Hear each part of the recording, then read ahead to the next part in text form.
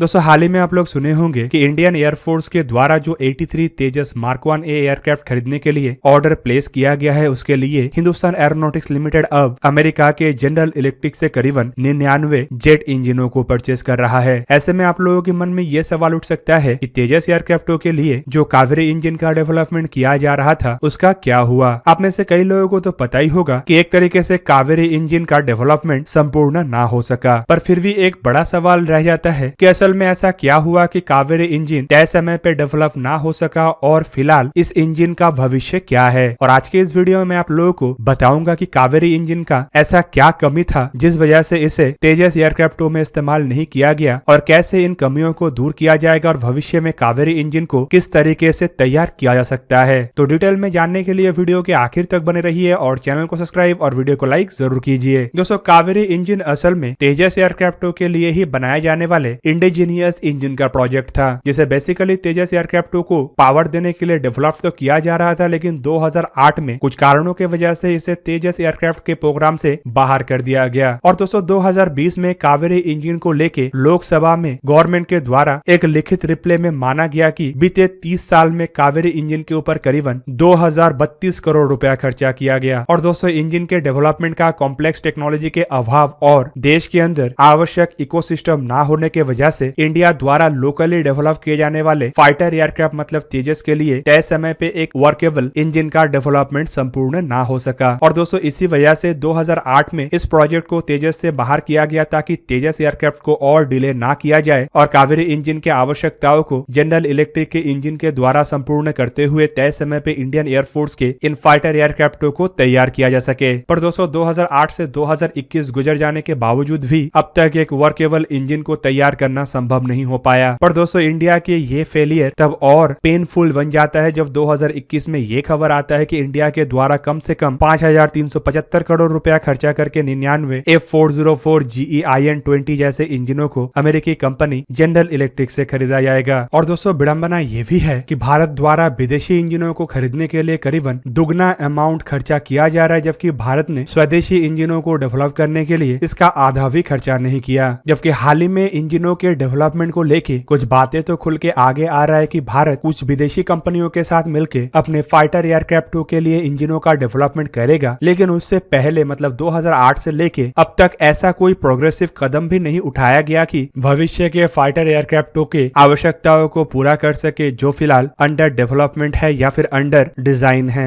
दोस्तों इंडिया द्वारा अपने 5th जनरेशन के AMCA फाइटर एयरक्राफ्ट का भी डेवलपमेंट किया जा रहा है। और आपके जानकारी के लिए बता दूं कि तेजस एयरक्राफ्टों में इस्तेमाल होने वाले इंजनों के टेक्नोलॉजी जहां तक है 5th जनरेशन के फाइटर एयरक्राफ्टों में उससे कई अधिक गुना हाईली क्रिटिकल इंजन के टेक्नोलॉजी का आवश्यकताएं है। इवन इसके अलावा 5th जनरेशन के जो इंजनों का भारत को आवश्यकताएं है वो जनरल इलेक्ट्रिक से खरीदे जाने वाले इंजन के तुलना में काफी अधिक थ्रस्ट प्रोड्यूसिंग भी होना चाहिए। ऐसे हाई थ्रस्ट इंजनों को डेवलप करने के लिए भारत द्वारा कुछ साल पहले से अमेरिकी इंजन मेकर जनरल इलेक्ट्रिक और फ्रांस के इंजन मेकर सेफ्रॉन के साथ बातचीत किया जा रहा था, लेकिन रिपोर्टों के मुताबिक ये बातचीत भी सफल नहीं हुआ क्योंकि इसमें कई तरीके के बाधाएं हैं। रिपोर्टों में यह भी जानकारी दिया गया है कि फ्रांस के साथ इंजनों को डेवलप करने को लेकर जो बातचीत चल रहा था वो इसीलिए सफल नहीं हुआ क्योंकि फ्रांस द्वारा जो अमाउंट कहा जा रहा है उसमें भारत राजी नहीं है। मतलब फ्रांस के द्वारा काफी अधिक कॉस्ट में इंजनों को देने का बात कहा जा रहा है, जबकि इसके इतर जनरल इलेक्ट्रॉनिक के साथ किए जाने वाले बातचीत तो काफी अधिक जटिल है क्योंकि जनरल इलेक्ट्रॉनिक को इंजन के टेक्नोलॉजी ट्रांसफर को लेके अड़चने हैं और भारत इस प्रोजेक्ट के तहत जितने टेक्नोलॉजी के मांग कर रहा है शायद वो जनरल इलेक्ट्रॉनिक संपूर्ण ना करे। पर दोस्तों फिर से एक बार ऐसे बातचीत में तब आशा जगा जब 2020 में डिफेंस एक्सपो के दरमियान भारत के हिंदुस्तान एरोनॉटिक्स लिमिटेड और ब्रिटेन के रोल्स रॉयस के बीच में एक MOU हुआ। MOU के तहत भारत रोल्स रॉयस के साथ एक हाई थ्रस्ट के इंजन के डेवलपमेंट के काम को आगे बढ़ा सकता है जो AMCA को पावर दे। जबकि इसके साथ साथ खबर ये भी आने लगा कि सैफ्रॉन के साथ भारत का बातचीत फिर से एक बार शुरू हुआ है और सैफ्रॉन की तरफ से अपने रवैये को और नरम किया जा रहा है। ऐसे में अब फिर से 110 किलोन्यूटन थ्रस्ट वाले इंजनों का चर्चा शुरू हुआ और ये भी कहा जा रहा है कि शायद भारत ऐसे इंजनों के डेवलपमेंट को लेके फ्रांस या फिर ब्रिटेन किसी एक देश के साथ आगे बढ़े। जबकि दोस्तों जब फ्रांस के सैफ्रॉन कंपनी और जनरल इलेक्ट्रिक के साथ बातचीत को सफल नहीं किया जा सका था तब ये भी चर्चा में आया था कि भारत द्वारा कावेरी इंजन को लेके जो डेवलपमेंट किया गया है उसे उपयुक्त काम में लगाया जाए। मतलब इसका इस्तेमाल करके एक ऐसा ड्राई इंजन का डेवलपमेंट किया जाए जो भारत के भविष्य के स्टेल्थ स्टेल्थ अनमैन एयरक्राफ्टों को पावर सप्लाई कर सके। यहाँ पे आपके जानकारी के लिए बता दूं कि ड्राई इंजन मतलब बिना आफ्टर बर्निंग वाला इंजन है, जो कि एक मॉडरेटेड थ्रस्ट प्रोड्यूस करता है, जो एटलीस्ट अनमैन एरियल व्हीकलों को इतना उपयुक्त बना सकेगा कि उसे बाहर से कोई इंजनों को खरीदना ना पड़े। दोस्तों कुछ दशक पहले तक जहाँ पे माना जाता था कि भारत द्वारा कोई बड़े एयरक्राफ्टों के प्रोजेक्ट को रन नहीं किया जा रहा है, तो वहीं पे अब खाली AMCA का चर्चा नहीं बल्कि इसके अलावा और भी कई सारे फाइटर एयरक्राफ्टों का चर्चा हो रहा है। तेजस मार्क 1 जैसे फाइटर एयरक्राफ्टों का सफलतापूर्वक डेवलपमेंट के बाद जहाँ पे AMCA एक महत्वपूर्ण कड़ी है, तो वहीं पे AMCA के अलावा मीडियम वेट कैटेगरी के तेजस मार्क 2 और एयरक्राफ्ट कैरियरों के ऊपर इस्तेमाल होने वाले twin engine deck based fighter aircraft जैसे कॉन्सेप्टों के ऊपर भी भारत द्वारा काम किया जा रहा है। और दोस्तों इन सभी फाइटर एयरक्राफ्टों को ऑपरेशनलाइज करने के लिए भारत को आने वाले कुछ दशकों में कई सारे इंजनों का आवश्यकता होगा। रिपोर्टों में यह भी जिक्र किया जा रहा है कि भारत के इन सभी फाइटर एयरक्राफ्टों के डेवलपमेंट के फेज में शायद जनरल इलेक्ट्रिक के द्वारा निर्माण किया हुआ ही इंजनों का इस्तेमाल किया जाए। और इवन कई सारे ऐसे भी फाइटर एयरक्राफ्ट है जिसके इनिशियल बैच में भी जनरल इलेक्ट्रिक के द्वारा निर्माण किया हुआ एयरक्राफ्टों का इस्तेमाल किया जाएगा, जो कि आने वाले कुछ दशकों में भारत के खर्चे को काफी गुना बढ़ाएगा। रिपोर्टों के मुताबिक भारत की इन सभी आवश्यकताओं को पूरा करने के लिए भारत द्वारा कम से कम 10 से 12 हजार करोड़ रुपया खाली इंजनों के लिए ही आने वाले कुछ दशकों में खर्चा किया जा सकता है। और इसके अलावा फॉरेन करेंसी एक्सचेंज के लिए खर्चा किए जाने वाले अमाउंट तो अलग ही है। ऐसे में दोस्तों भारत के पास अगर कोई प्रॉपर इंजन हो